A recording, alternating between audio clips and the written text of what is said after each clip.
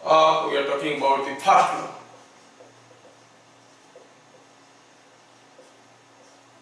Sir वो top में क्या लिखा? टॉप में लिखा है न्यूटन्स लॉ। उससे टॉप में मेरा लाइट लगा है। दिखाई नहीं दिया अभी? Yes yes sir.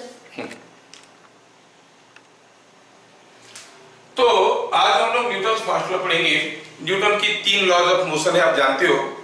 एक चीज जो कि लोअर क्लासेस में लिखा है, हायर क्लासेस में नहीं लिखा है, ये लॉ का लिमिटेशन क्या है? What is the limitation of Newton's laws? These things are written in lower classes, लेकिन बस एक स्टेटमेंट जैसे रह गया, लेकिन उसके ऊपर कोई अमल नहीं किया। लिमिटेशन ये है, these laws are applicable for point masses. point masses मतलब मास चाहे कितना भी हो, size must be like a point, very small. Size must be very small, point masses. लेकिन ऐसा तो कोई मास एग्जिस्ट नहीं करता ना। हाँ, हम कह सकते हैं कि कोई भी मास का centre of mass is the point where all the masses are assumed to be concentrated। मतलब Newton's laws are applicable to center of mass of the body, है ना। अभी न्यूटन्स लॉ का जो पुराना डेफिनेशन हम लोग देखे थे उसको नहीं देखेंगे, अभी उसको 2 पार्ट में देखेंगे। क्या है? एक हुआ इनर्शिया ऑफ रेस्ट, दूसरा हुआ इनर्शिया ऑफ मोशन। हम लोग अभी समझ पे जा रहे हैं। कोई आपको स्कूल में नहीं पूछेगा कि राइट न्यूटन्स फर्स्ट लॉ हो, तो आप लोग बचपन में पढ़ चुके हो। तो I want to categorise the law into 2 parts. Inertia of rest,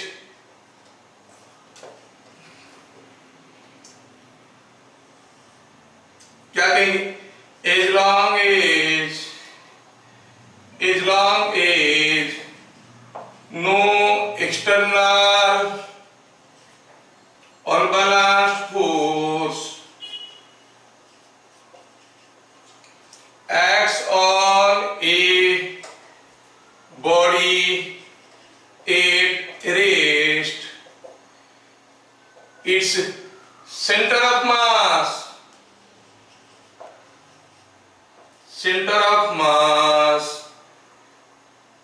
keeps or maintains the state of rest, maintains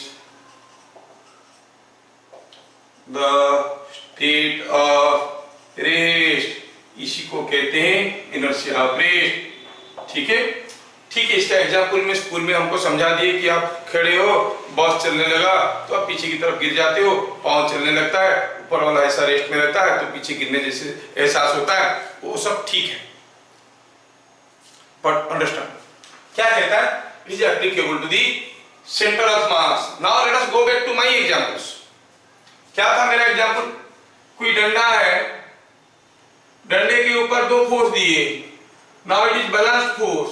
आप कहोगे नेट फोर्स 0 है, फिर ये मूव कर रहा है, but look at the centre of mass, you will see डंडा is moving but centre of mass was at rest, remains at rest. I supplied some electrical energy, the fan starts moving, I didn't apply any external force, you say the fan is moving, and don't look at the fan. Newton is talking about the center of mass. Look at the center of mass of the fan. The center of mass of the fan will be at rest. समझ में आ रहा ना? समझ में आ रहा ना? गहराई तक जाएंगे, थोड़ा समझने की कोशिश करना। सोचो कि एक फैन है, ध्यान से देखना। ये फैन है, ये उसका विंग्स है जो कि 120 डिग्री में रखे गए हैं। सिमेट्री से पता चल रहा है 120 डिग्री होंगे। सेंटर ऑफ मास हियर है। अभी जब पंखा चलेगा आप देखोगे ये पॉइंट मूव नहीं कर रहा है। चलो हम एक विंग को निकाल देते हैं या बेंड कर देते हैं, बेंड करके इसके पास रहते हैं, निकाल ही देते हैं। Now where will be the centre of mass? Centre of mass will be somewhere here, क्योंकि whenever any mass is removed, center of mass moves away from the removed mass। अब पंखा चला के देखो क्या हो रहा है। अब पंखा चला के देखोगे तो आप देखोगे ये पंखा तो घूम रहा है, but this point is constant. मतलब कैसे होगा मालूम है? ये जो पॉइंट है ये ऐसे घूमेगा, और मान लो कि जब ये हेड आके यहाँ पे पहुंचेगा तो आप देखोगे उसके दोनों विंग्स ऐसे हैं। मतलब क्या है? तब तो पंखा सिर्फ चल रहा था और पंखा ऐसे ऐसे होके चलेगा और centre of mass of the fan will remain at rest. Are you getting? पंखा का हेड भी घूमने लगेगा और वो स्पिन कर रहा था, वो रिवॉल्व भी करने लगेगा about the centre of mass. समझ रहे हो? Centre of mass is to be at rest, क्योंकि कोई एक्सटर्नल फोर्स आया नहीं। हम बोले हम एक बम लिए और उसको आग दिए तो फटा, इधर उधर उड़ा, तो आप देखोगे आप कोई एक्सटर्नल फोर्स नहीं दिए हो, इसका हर टुकड़ा ऐसे इधर उधर गिरेगा कि गिरने के बाद हर टुकड़े का अगर आप सेंटर ऑफ मास निकालोगे वो वहीं मिलेगा जहां पर बम रखा हुआ था। Because the center of mass is not moving. Why? Because no external force is applied. Fragments are moving, but center of mass will not move. ठीक है ना? तो यही चीज को हम लोग लिखेंगे एग्जाम्पल में। क्या लिखेंगे हम लोग? ध्यान से देखते रहना, मैं फोटो दूंगा आपको। When a bomb explodes, the fragments go or fly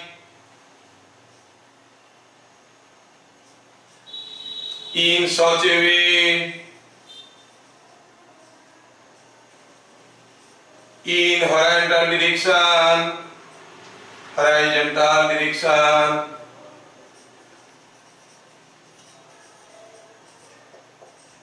that center of mass remains stationary at original position of bomb। जहां बम था वहीं रहेगा। ठीक है? वो क्या देंगे आपको? एक बम रखा हुआ था, एक्सप्लोड कर गया, एक टुकड़ा इधर गिरा, एक टुकड़ा इधर गिरा, तीसरा टुकड़ा कहां गिरेगा? सेंटर ऑफ मास तो बम जहां था वहीं रहेगा, वहां से निकलना है ना? दूसरा एग्जांपल ले सकते हैं। सपोज हम कहेंगे here is a 2 kg mass, here is a light rod, से हियर इज ए मान लो कि 3 kg mass, here is a 3 kg मास, और मान लो कि इसका सेंटर ऑफ मास यहां पर कहीं है, नॉट एट द सेंटर, क्योंकि जो सेंटर ऑफ मास रहेगा that will be close to the heavier mass, so here is the centre of mass. अभी अगर आप इसके ऊपर दो इक्वल एंड अपोजिट फोर्स लगाते हो तो क्या होगा? ये भी घूमेगा, ये भी घूमेगा, लेकिन centre of mass will not move. When two equal and opposite forces act on a body or system of masses, center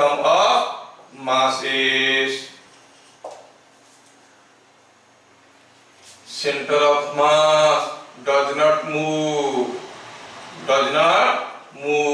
अब क्या होगा?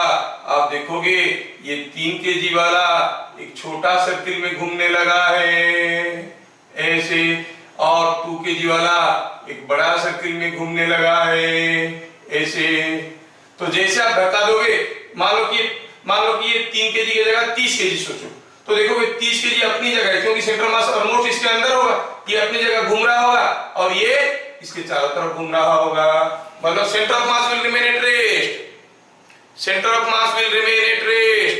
but the masses individually are moving and they are moving in such a way कि center of mass is at rest, जब तक बाहर से कोई force नहीं आए। सोचो आप यूनिवर्स के बारे में, यूनिवर्स की बाहर से कोई फोर्स आ रहा है क्या? नहीं। तो फिर यूनिवर्स में इतने सारे मासेस मूव कर रहे हैं तो यूनिवर्स का सेंटर ऑफ मास फिक्स्ड है, समझ रहे हो? सारे मास मूव कर रहे हैं लेकिन सेंटर ऑफ मास फिक्स्ड है। ठीक है, 2 एग्जांपल लिए, हम लोग और भी एग्जांपल लेंगे, लेकिन इसको समझने के पहले हमें आपको एक छोटा सा फॉर्मूला याद दिलाना चाहता हूं। When individual masses of A system get displaced, the center of mass of the system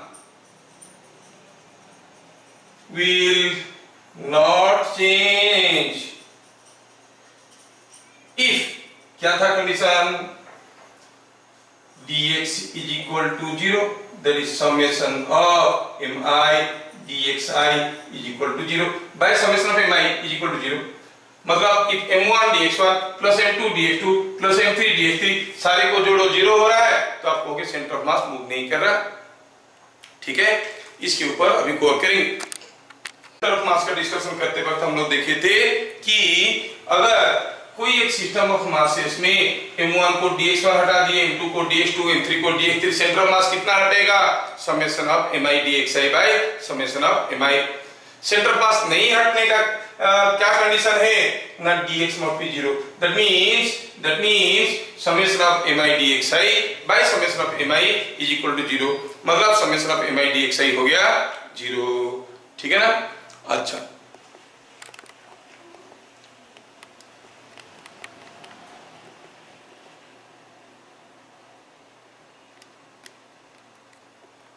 तो अभी ये बात हमें समझ में आया, मैं इसको मिटाता हूं और आगे बढ़ता हूं।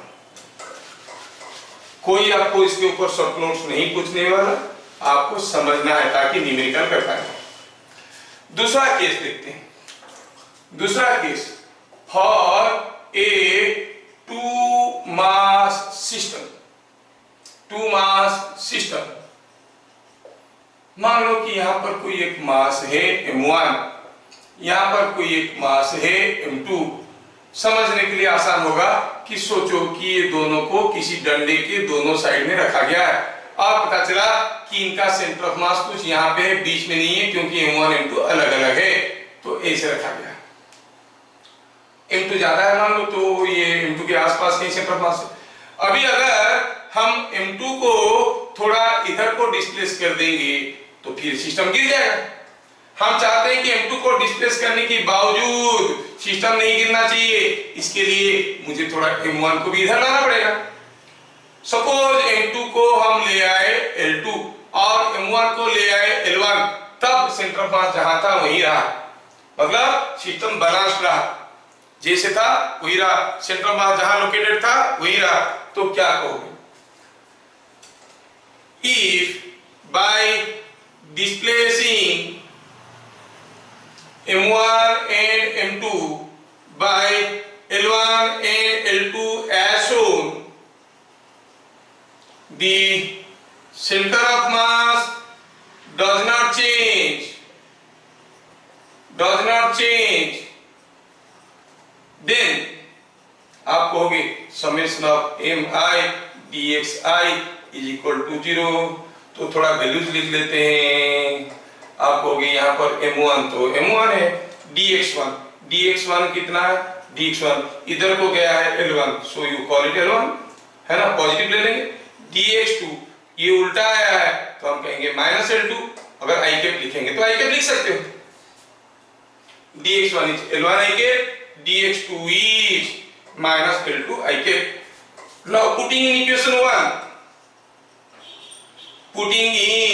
equation 1, आप कहोगे m1 dx1 that is m1 L1 i cap, m2 dx2 that is minus L2 m2 into minus L2 i cap is equal to 0, मतलब m1 L1 is equal to m2 L2। ये समझ में आना चाहिए। सो कोई एक टू मास सिस्टम, क्योंकि usually हमें टू मास सिस्टम पे ज्यादा डील करना पड़ेगा, टू मास सिस्टम को ज्यादा डील करना पड़ेगा, तो इसलिए टू मास सिस्टम में अगर m1 को L1 इधर लाए तो m2 को इधर L2 लाना पड़ेगा। क्यों?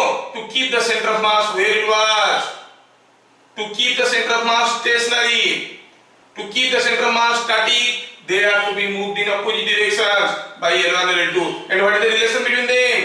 m1 L1 must be equal to m2 L2। अगर m2 को इधर ले लिए L2 तो m1 को इधर ले लेंगे L1। क्यों? They have to be moved in opposite directions देख रहे हो क्योंकि तभी जाके रहेगा। Is that clear? ये चीज आपको समझ में आ रहा है। तो हम देखें for a two mass system centre of mass जहां था वही रहने के लिए इंडिविजुअल मासेस का जो डिस्प्लेसमेंट होगा वो अपोजिट डायरेक्शन में होना चाहिए। और अगर L1 L2 होगा तो उनमें क्या रिलेशन होना चाहिए? M1 L1 must be equal to M2 L2। I go back to the example again, Newton first law का इनर्शिया ऑफ रेस्ट। ये आप लोग समझ चुके हो और मैं फोटो दे चुका हूं, इसको मिटाता हूं। Suppose I give one more example for you to understand. Suppose हम कहेंगे यहाँ पर कोई एक मान लो कि ये कोई एक व्हील चेयर है और एक कोई पहलवान आदमी इसके ऊपर बैठा हुआ है। ये दूसरा व्हील चेयर है, इसके ऊपर दूसरा पहलवान आदमी बैठा हुआ है। मान लो ये 50 kg का आदमी है, ये 20 kg का बच्चा है। Two persons are sitting on wheelchair. There is no friction. Now वो दोनों क्या करते हैं? कर क्या रहे हैं? दोनों एक रस्सी को दोनों खींच रहे हैं। Both of them are pulling each other by means of a rope. अब ये रस्सी में तो आप जानते हो कि हर जगह टेंशन बराबर होगा। मतलब ये पहला वाला आदमी को ये जितना फोर्स में खींचेगा ये दूसरे वाला आदमी को उतने ही फोर्स में खींचेगा। अगर ये पूरा चीज को मैं एक सिस्टम मानता हूं तो ये हो गया सिस्टम का बाउंड्री। ये हो गया सिस्टम का बाउंड्री। ये सिस्टम के ऊपर फोर्स क्या है? फोर्स क्या है? इनका weight, external force. I am talking about external force. Weights are external force, normal reactions are external force. What is the net external force? Zero. अगर नेट एक्सटर्नल फोर्स जीरो है तो centre of mass of the system should not move. Centre of mass of the system जहां था वही रहेगा। कौन बोल रहा है? मैं नहीं, सर आइजैक न्यूटन। क्या बोल रहे हैं कि जब तक कोई एक्सटर्नल फोर्स नहीं आएगा, ये जो खींचातानी हो रहा है दोनों के बीच में वो तो इंटरनल फोर्स है भाई। Internal forces always exist in pair. Centre of mass will not move. Let us see why centre of mass will not move.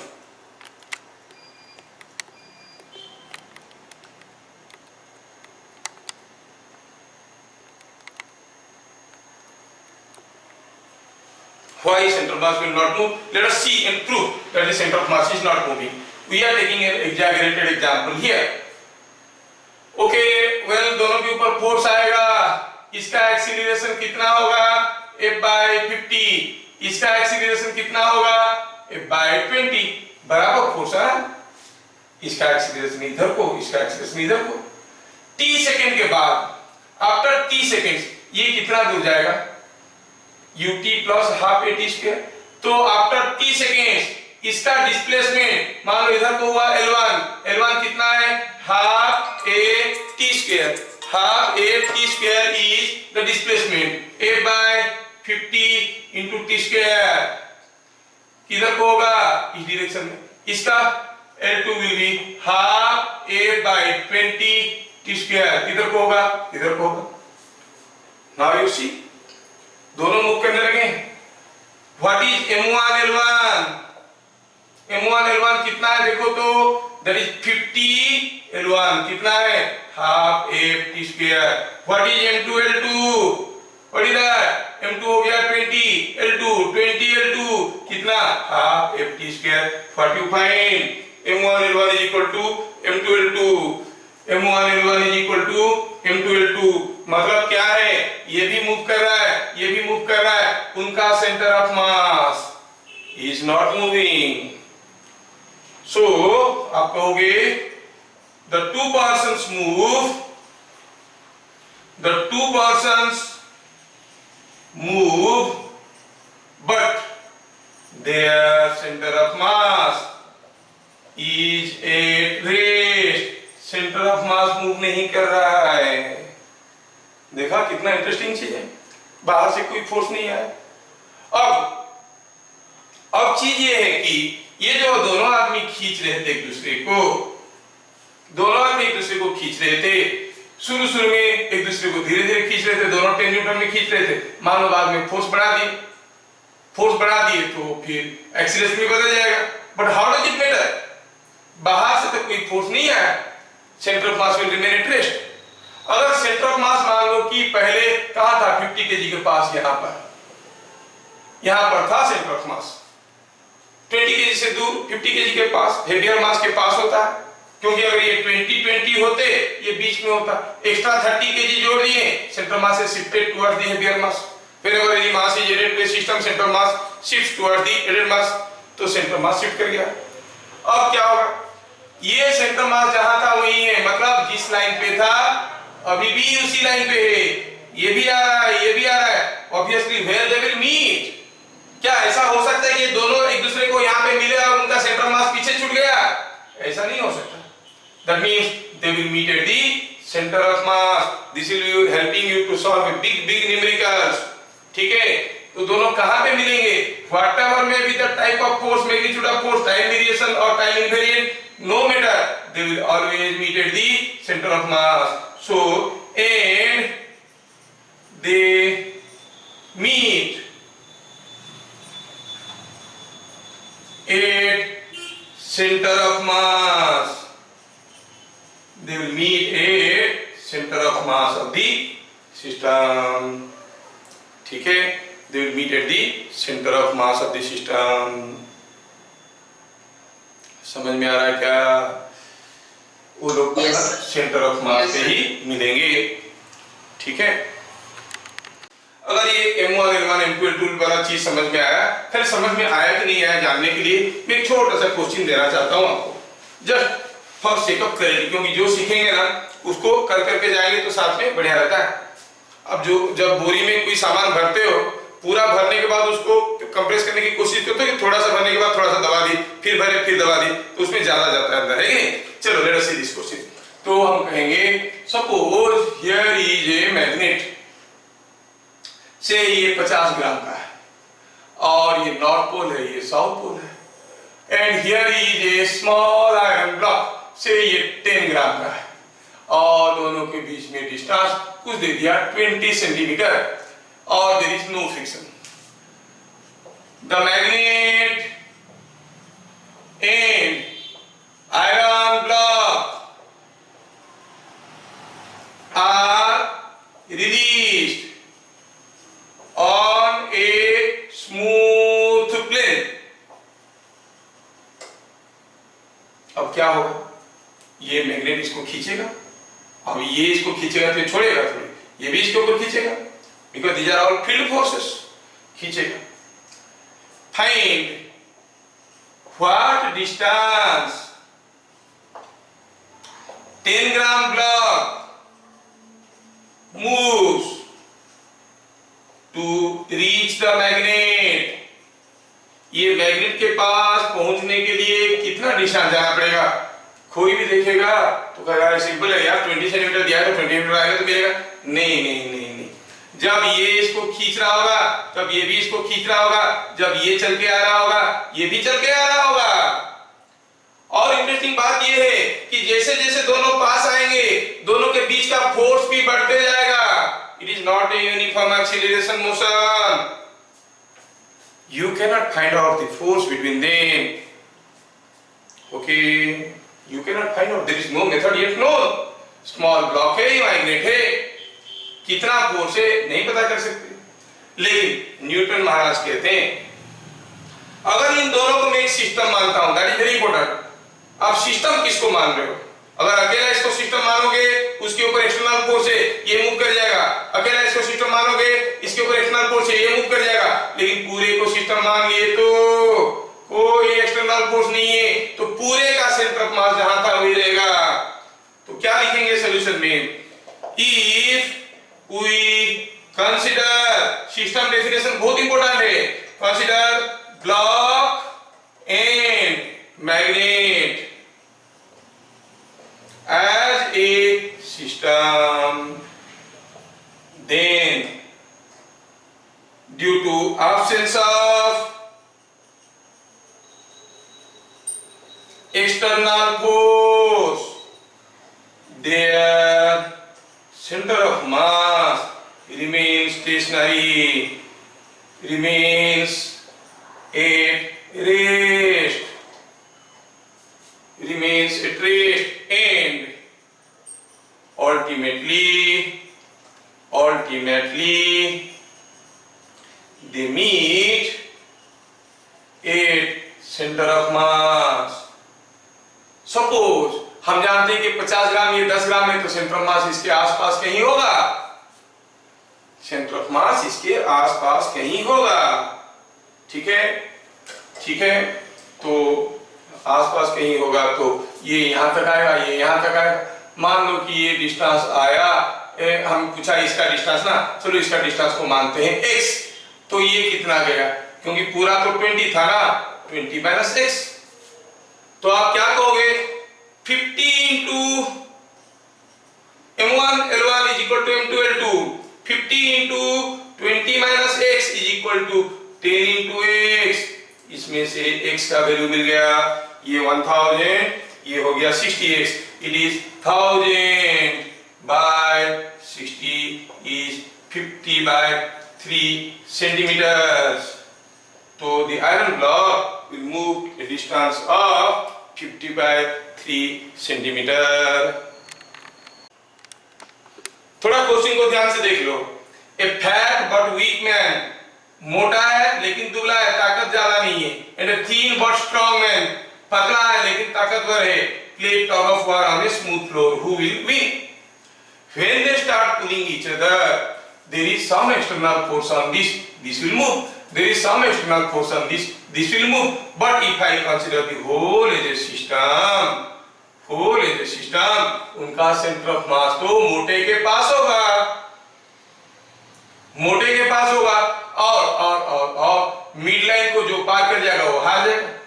अब दोनों एक दूसरे को खींचेंगे, they will approach towards each other, but the center of mass will not move. Where they will meet? They will meet at the center of mass. मोटा तो जीत गया, तो क्या लिखेंगे सॉल्यूशन में, both meet at center of mass. Why? Because ये explanation.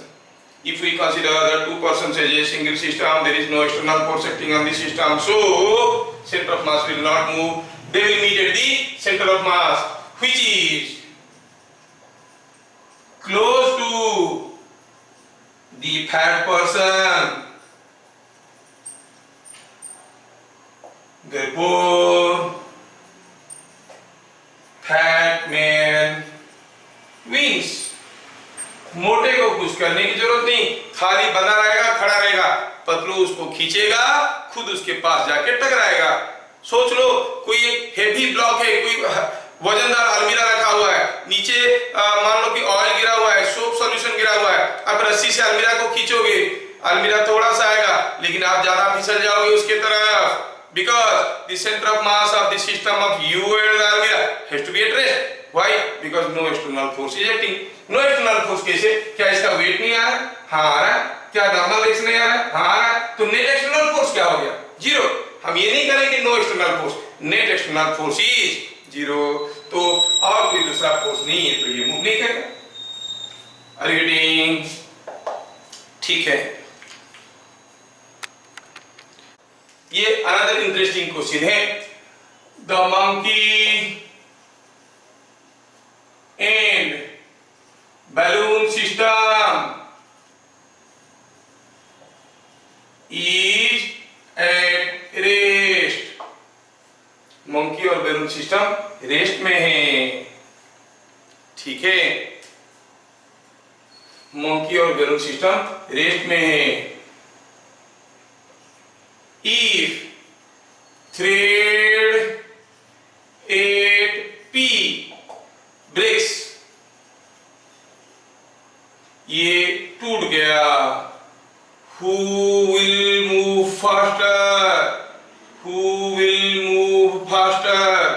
Monkey और balloon, कौन जल्दी जल्दी मूव करेगा? क्योंकि गैस बैलून है, टूटेगा तो बंदर गिरेगा, बैलून ऊपर जाएगा, कौन जल्दी जल्दी मूव करेगा, ये पूछा गया है, ठीक है ना? इस चीज को हमें करना है। Now let us see first method. पहले सोचो कि ये सिस्टम रेस्ट में क्यों है? क्योंकि ये जो बंदर है, ये बंदर झूलते झूलते इसके ऊपर कोई वेट आ रहा है 2g, इसके ऊपर आ रहा है 5g और इसके ऊपर कोई अपथ्रस्ट आ रहा होगा at rest. What should be B? B should be equal to 2g plus 5g, है ना? That is equal to 70 Newton. After the thread breaks,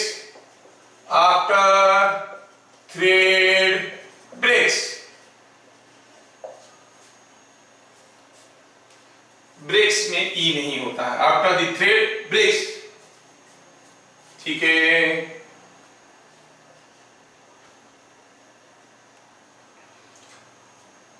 acceleration of monkey क्या होगा? अरे रस्सी टूट गया तो सीधा नीचे गिरेगा, बंदर तो गिरने लगा। थिंक अबाउट द बैलून के ऊपर क्या फोर्स था? एक बी था, कितना? 70 न्यूटन का। वेट कितना था? थ्रेड तो गया, वेट था 20 न्यूटन का। तो इसका एक्सीलरेशन क्या होगा? Acceleration of balloon is equal to acceleration of balloon क्या हो गया? It is 70 minus 20 by total mass. इसका 2 kg था तो it is coming out to be 30। 70 minus 20 is 50 by 2 is 25 meter per second square. Oh, balloon moves much faster than the monkey. Conventional method जो हम लोग जानते हैं वही की। Let us make use of Newton's law. Newton's first law. अब system is at rest, मतलब net external force क्या है? 0। थ्रेड टूट गया, थ्रेड का जो टेंशन था, if I consider the monkey and the balloon, if we consider monkey and balloon as a system, tension is internal force. अगर ये पूरा को मैं सिस्टम मान लेता हूं, तो अंदर वाले फोर्स इंटरनल फोर्स हो गया। इंटरनल फोर्स थ्रेड टूट गया, 0 हो गया, क्या फर्क पड़ता है? Internal force are not going to affect the motion, so there is a change in internal force. Tension 0 हो गया तो कोई फर्क नहीं पड़ेगा। So by when tension becomes 0, there is no effect on equilibrium। मतलब कैसा इक्विलिब्रियम इफेक्ट नहीं रहेगा, ये गिरने लगा चलने लगा। अरे हम सिस्टम की बात करें, सिस्टम का मतलब सेंटर ऑफ मास का। Centre of mass will not move, क्योंकि थ्रेड टूटने के बाद भी ये सारा वेट आ रहे हैं और यही तो एक्सटर्नल फोर्स थे। The external forces are same, ठीक है।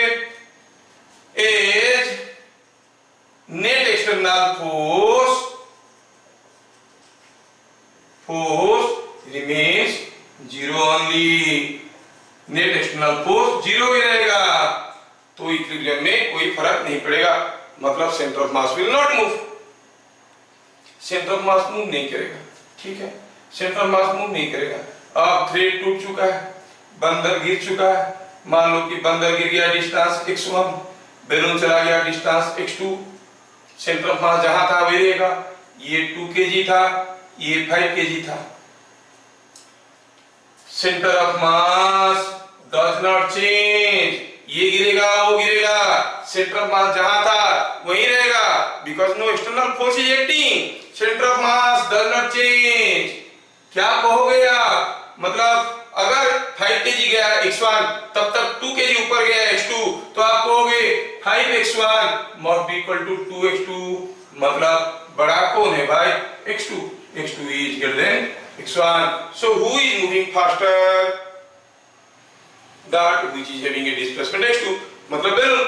so balloon moves faster।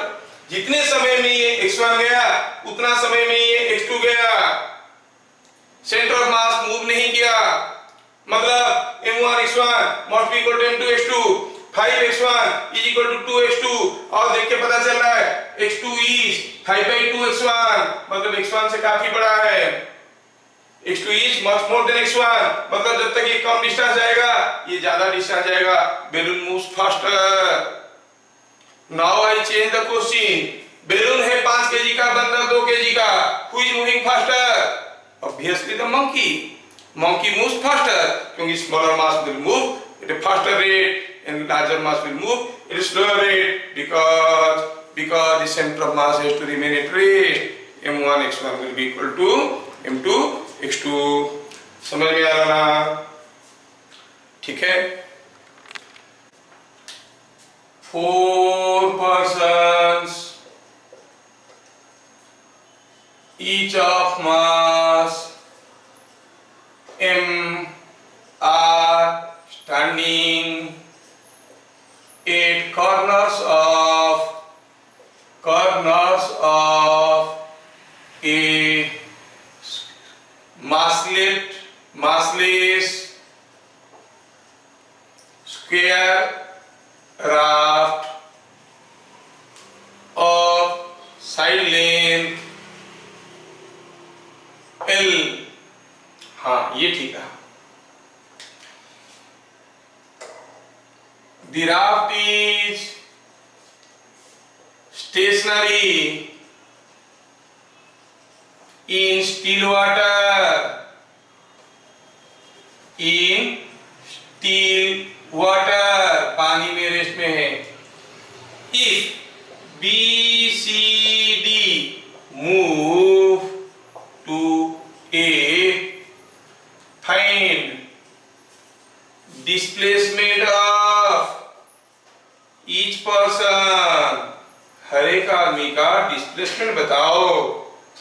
हैं ये क्या क्वेश्चन हुआ? 4 आदमी खड़े हैं, ये है आदमी, ऐसे 4 आदमी खड़े हैं। यहाँ पे खड़ा है ए, यहाँ पे खड़ा है बी, यहाँ पे खड़ा है सी और यहाँ पे खड़ा है डी। ए के मोबाइल में स्मार्टफोन में बड़े मजेदार कुछ पिक्चर आ गया और देखो देखो कितना बढ़िया चीज आया है। बी सी डी भागने लगे उसके पास। अब ये तीनों ए के पास चले गए।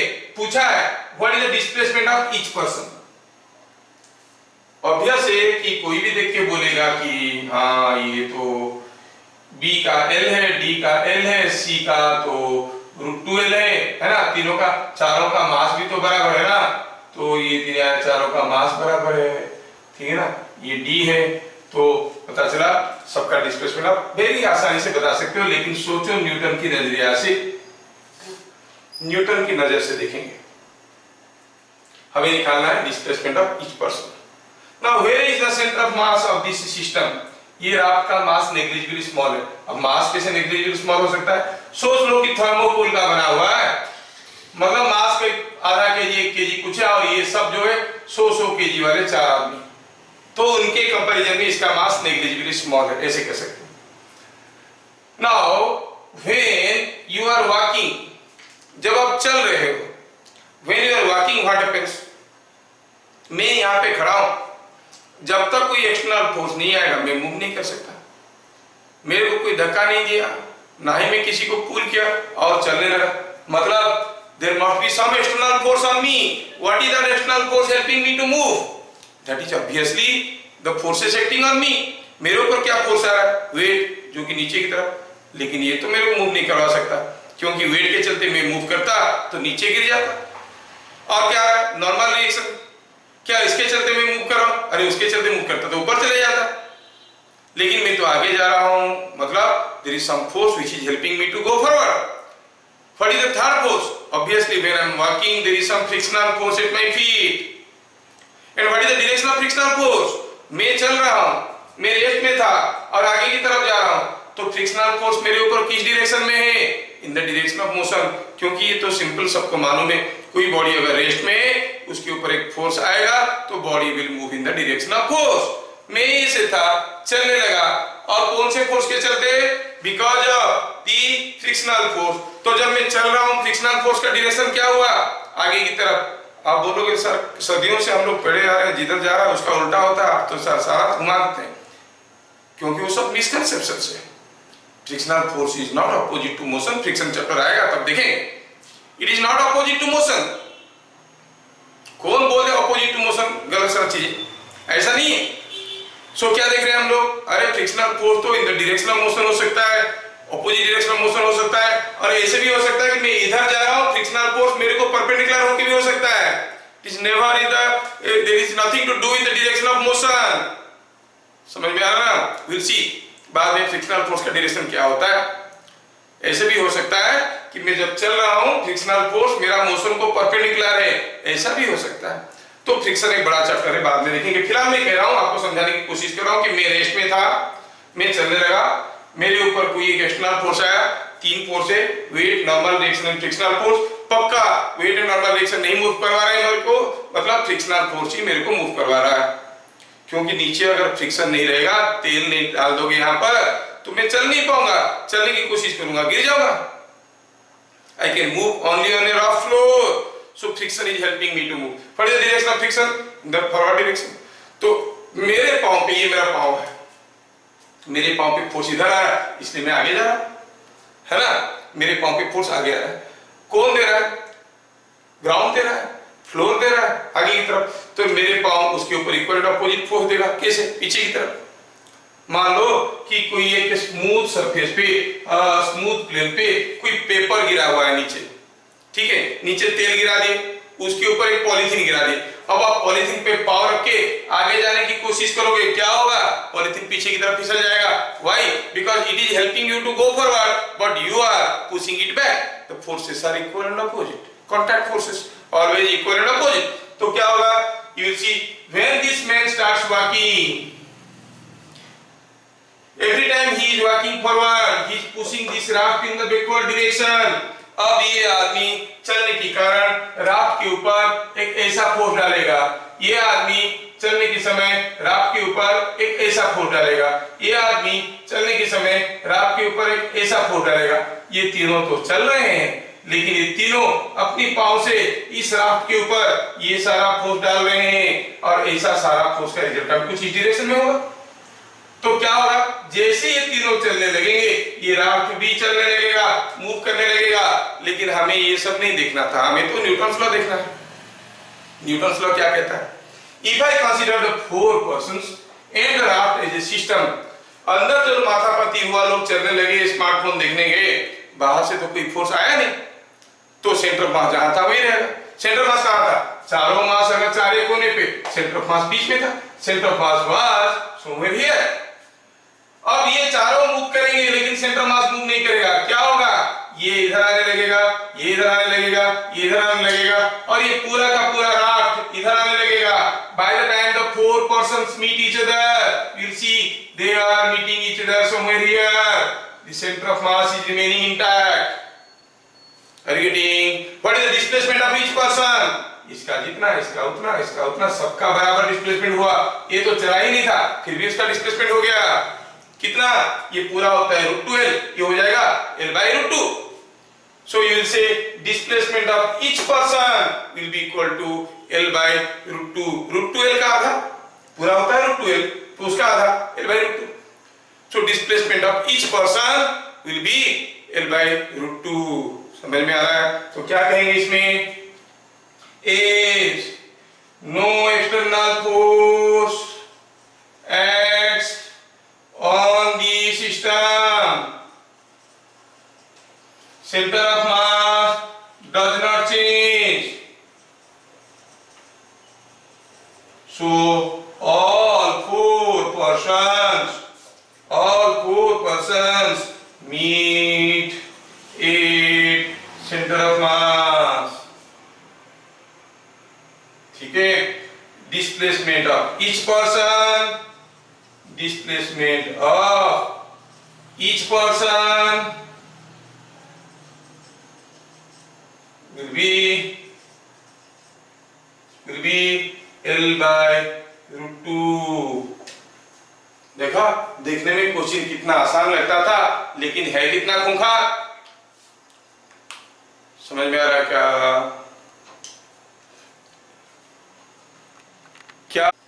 man of mass कुछ भी लिखो, लो 50 kg is sitting at one end of a 10-meter long boat of mass 100 kg, ठीक है, 12-meter long boat. The boat is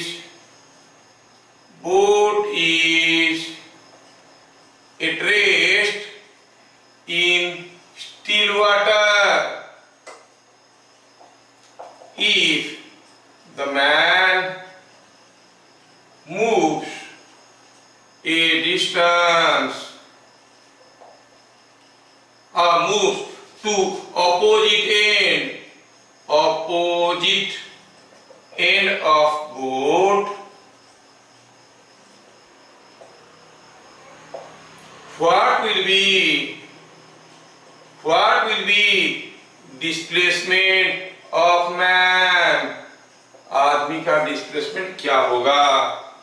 हुआ क्या, एक बोट था 12 मीटर लंबा, ये पैलमान यहां बैठा हुआ था, एवरीथिंग वाज स्टेशनरी, ठीक है। अब हुआ क्या, हुआ ये कि ये आदमी चल के इधर चला गया, तो बोल रहे आदमी का डिस्प्लेसमेंट कितना होगा। अभी आप लोगों को क्लू समझ में आ चुका है। बोट का लेंथ 12 मीटर, अगर अकेला बोट होता जो कि ये 50 केजी का आदमी है और ये बोट 100 केजी का है, ये 100 केजी का है, अगर अकेला बोट होता तो शायद उसका सेंटर ऑफ मास यहाँ पे होता, लेकिन हम ये सिस्टम ऑफ बोट में एक आदमी जोड़ दिए हैं, centre of mass will shift. Now the centre of mass of the boat and man system must be somewhere here. कहां है मालूम नहीं है, जानने में भी कोई इंटरेस्ट नहीं है। Centre of mass must be on the line A B, centre of mass is on the line A B और ए डैश इसी लाइन पे है।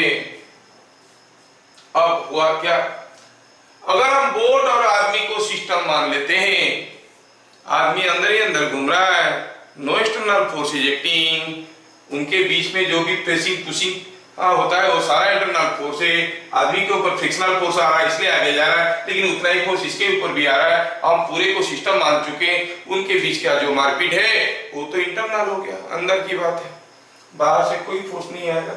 अब ये आदमी मूव करेगा, दूसरे एंड में जाएगा, दूसरे में जाएगा तो सेंटर ऑफ मास मूव नहीं करेगा, लेकिन हमें तो मालूम है कि आदमी अगर इधर जाएगा सेंटर ऑफ मास इधर आ जाएगा, आदमी भी जाएगा और सेंटर ऑफ मास भी मूव नहीं करेगा, तो थोड़ा सोचने वाली चीज है। ठीक है आदित्य, देखेंगे तुम्हारा answer.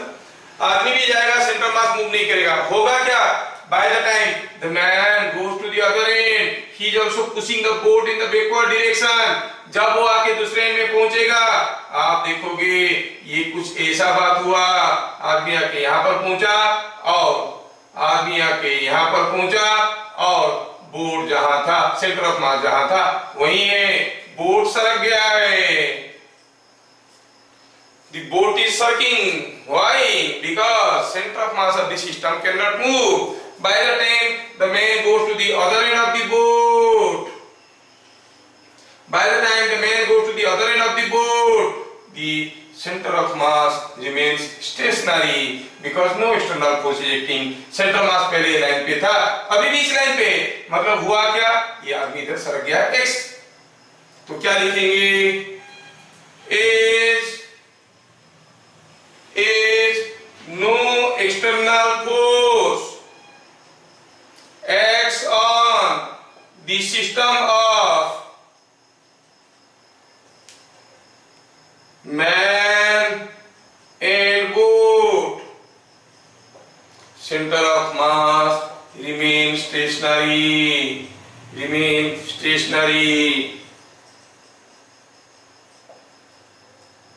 Let boat moves by a distance x. When man reaches the other end of the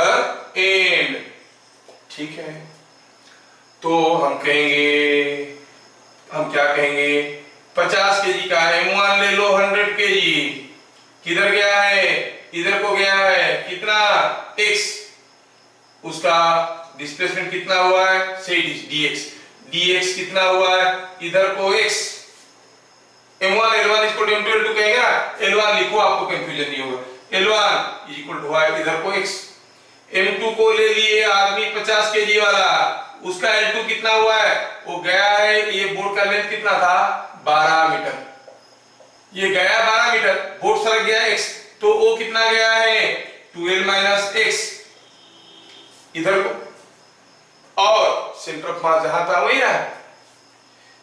board has moved A distance L1, man has gone A distance L2, centre of mass जहां था वही रहा। क्या condition है M1 L1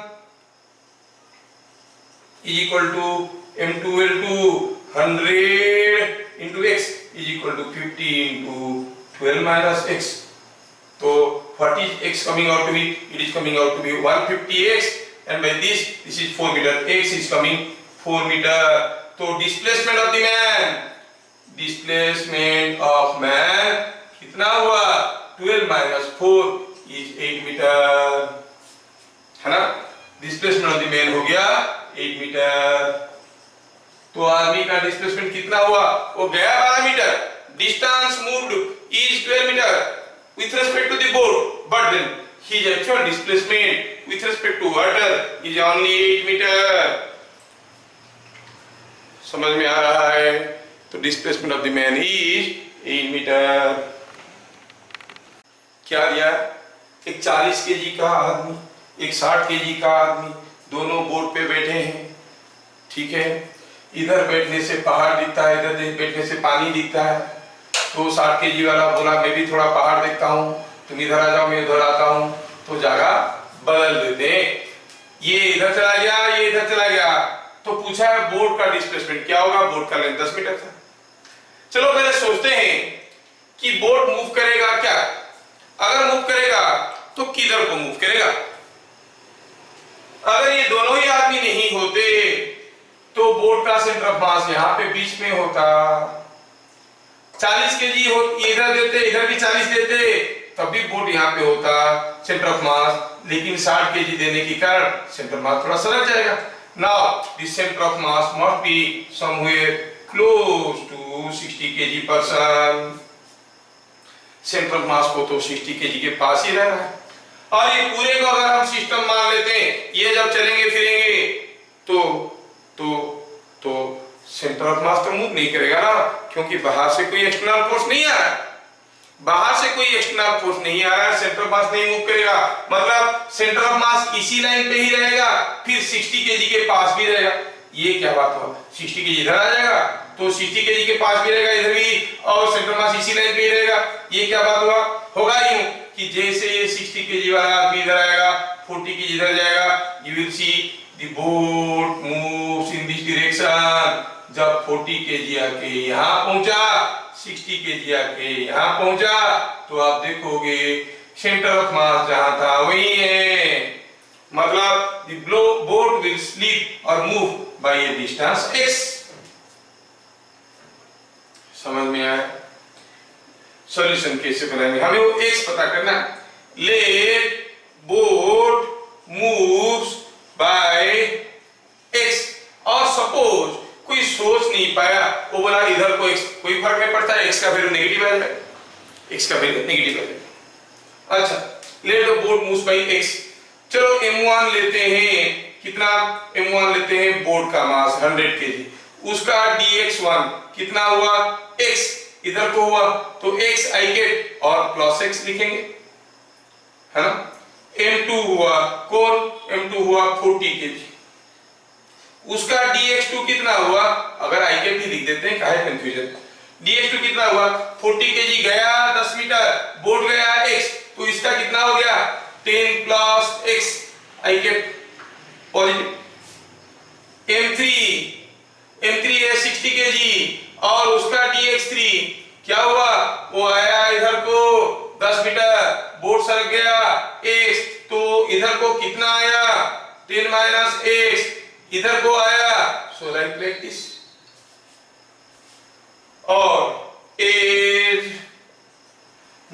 external force X on the body, I will not right, सारा लिख के मेरा ये खत्म हो गया, हाथ दर्द हो गया।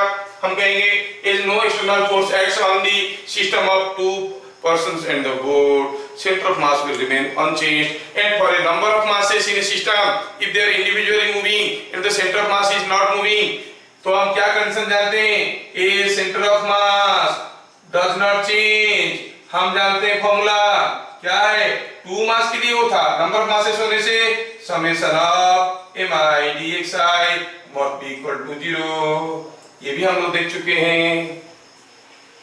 तो चलो डालते हैं m1 into x I kept, m1 कितना था 100 into x I kept plus 40 into 10 plus x I kept plus 60 into minus of, ठीक है ना, minus of 10 minus x I kept, तो ये हो गया minus 10 minus x I kept, whole thing is equal to 0। Very easily you can find out the value of x। Positive आया तो हमारा डायरेक्शन सही है, नेगेटिव आया तो हम अगर उल्टा ले लेंगे तो नेगेटिव आएगा, ठीक है, और नेगेटिव आया तो कहेंगे उल्टा जाएगा।